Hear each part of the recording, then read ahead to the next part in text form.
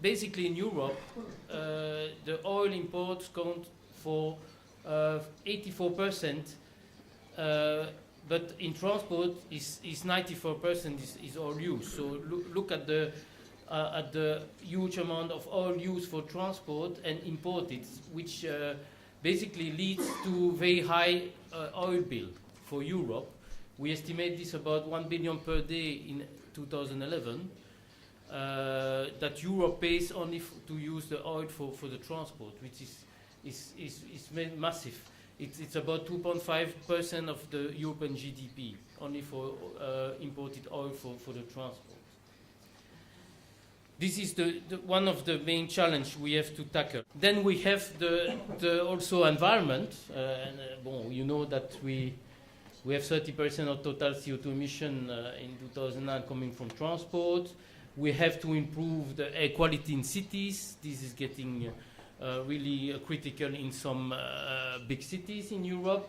We believe that if Europe invests in alternative fuel infrastructure and in innovative technology, we will, in the medium and long term, increase jobs. What is the current situation? We have really fragmented market of alternative fuel. Just to give you two examples. For example, Sweden was very active in the past to promote the biofuel E95, but they couldn't manage to have a European approach on this. So the market was really limited to Sweden, and at the end it didn't go through because the market was too small. And another example I used to is the natural gas infrastructure. You have Italy and Germany. You have a lot of natural gas pumps. You have some market for natural gas vehicle, but the market is limited because basically most of the user in Germany and Italy, okay, if they have a short distance, they say they take the risk.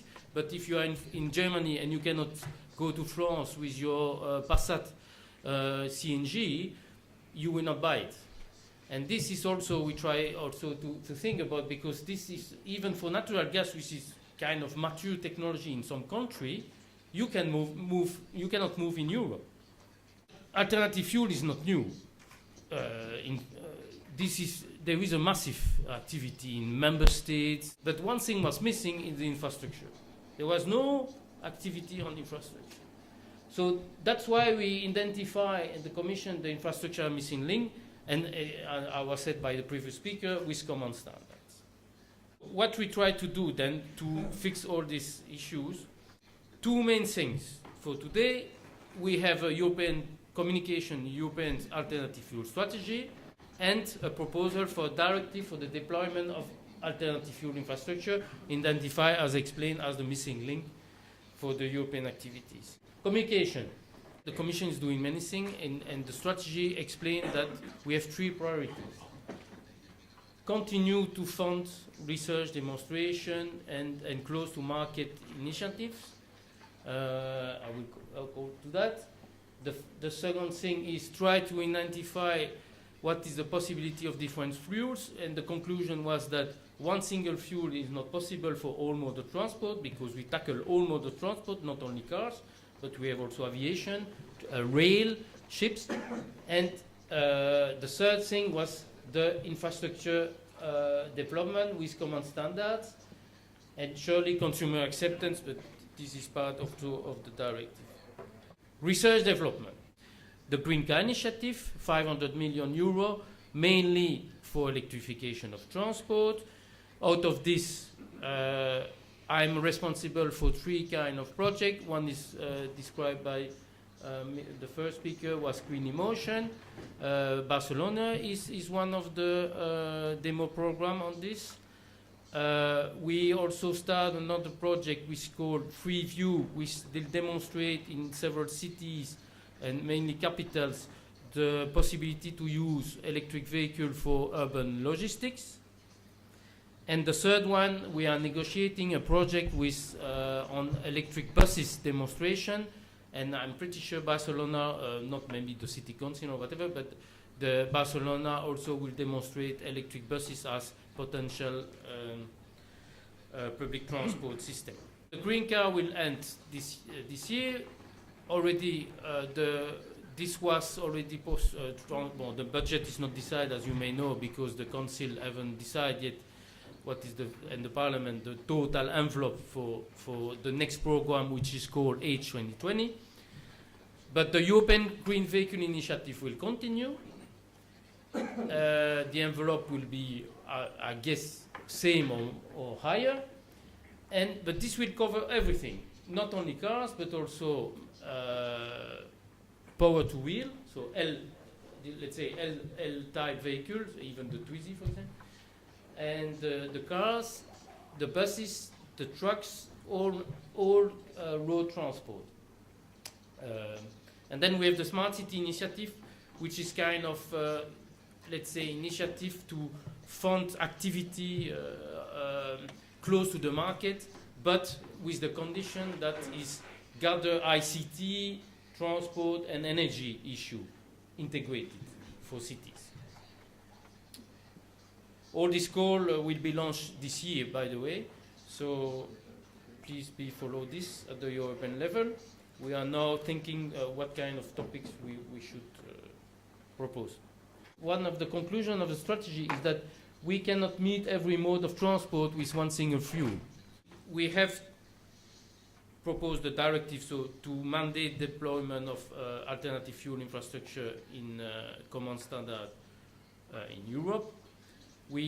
It's an obligation of means, so we really want bind the member state to that. The reason is simple, is because we believe that it's not binding. Every member state will go in its own direction, as we had in the past. So we will reduce again the market of alternative fuel vehicles, because if Sweden go to biofuel, Spain to electric, Germany to natural gas, we are again a totally fragmented market. But the idea is not to be the police and check every station in the street. The idea is that the member state will simply report what is the plan to meet the targets and further. The message is really to unlock private investment.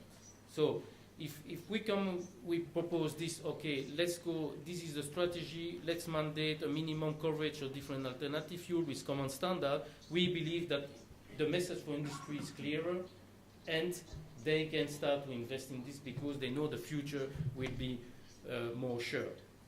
And it's totally, we leave totally flexibility to member states to implement how they want this infrastructure. The cost for electric car was estimated at 8 billion euro. This is the estimation based on different countries, on the impact assessment, and so on. Well, you may argue on the amount, but as we impose 10% public and 90%, let's say private means also industry charging point, we estimate 8 billion with 520 euro per private and 5,280 euro as an average for public charging. How we calculate this? In fact, we took the estimation of targets of some country, like Spain, France, Germany. Germany was 1 million. I think Spain 2 or 3 years ago was 2.5 million cars. France 2 million. We pile up this amount and we get the amount of 8 million for only some countries. And then we say, okay, but many countries don't have any target. So we also, 8 million we say is too much. It's too optimistic. Actually, we were right because already Spain say their number were too optimistic. So we say, okay, let's cut in half. Let's foresee 4 million EVs in 2020 for all Europe. Not only the country with targets, but for all Europe. So we have 4 million for 28 countries because Croatia is included. And then we say how to share this 4 million for each country, because we want to fix a minimum of infrastructure for each country. And then we say, okay, we have 4 million. We will take in account the number of cars per country, because some countries have a lot of cars per inhabitant, some less. And we also believe this is an assumption, that, let's say, EV consumer will be around cities, urban areas. So we said, okay, more country have a urbanization criteria high, let's assume that more the EV will go through in the market. So we use this formula where we have the car stock member state divided by the car stock by EU. Then we have the share, the urbanization ratio per country. We have the EV stock, the 4 million, as I said. We believe, and not for scientific reason, but mainly for customer behavior and acceptance, we need to charge in pound per car. We believe that the guy who buy an EV should be able to charge at home and should be able to charge where it's going, his destination, means, for example, in companies, in where he works. So if we go to Spain, target is too high because he said, our 2.5 million, it was before the crisis, now we don't, it's too high. Okay, that we didn't take into account 2.5 million EVs for Spain. For Spain, if you see the list, is it 400,000 cars? Do you think it's too high? That's the question. Then the standards. This is from Euroelectric. They estimate by the member that basically most of the country with EV activity are for type 2, slow charge, even though there is this small spin, it's for shutter regulation at home. Fast charge with CHAdeMO converted type 2. Why we propose type 2? We know that CHAdeMO is early mover with the Nissan and so on. But we have to think in the future, and then combo is compatible with type 2, so means one hole in the cars, which is important because we discussed with US manufacturer also.